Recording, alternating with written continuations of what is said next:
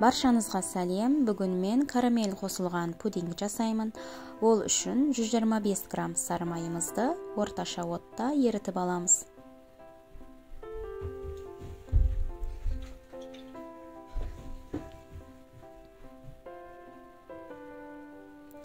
Толықтай ерігеннен кейін 1 стакан ұнымызды салып, екеуін жақсылап араластырамыз.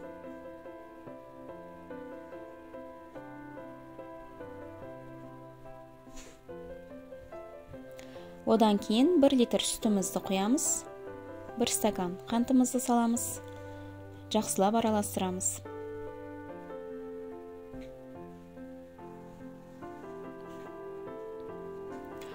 Қайнап бастағаннан кейін 1 пакет ванилинді салып, араластырып, астын өшіріп қоямыз.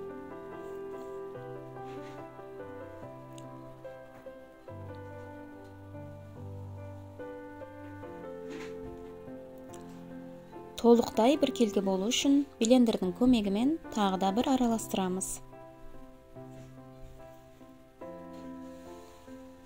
Формамызға құйып шығамыз. Бөлме температурасында толықтай суығаннан кейін холодильникке қоямыз.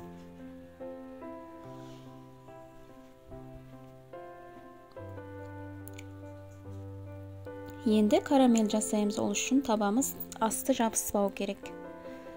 Өте баяу отта жасауымыз керек, өйткені қантымыз күйіп кетуі мүмкін.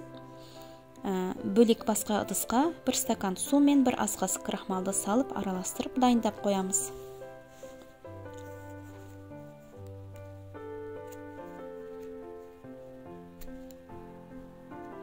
Қантымыз еріп бастағаннан кейін лопатканың көмегімен араластырамыз. Жарты стакан суымызды құйып, осылай жақсылап араластыруымыз керек.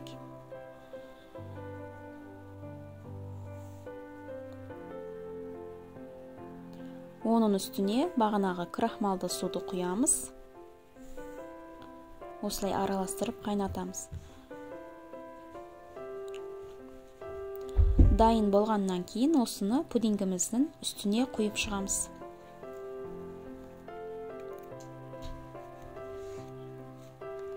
Екі-үш сағаттай холодильникте тұру керек.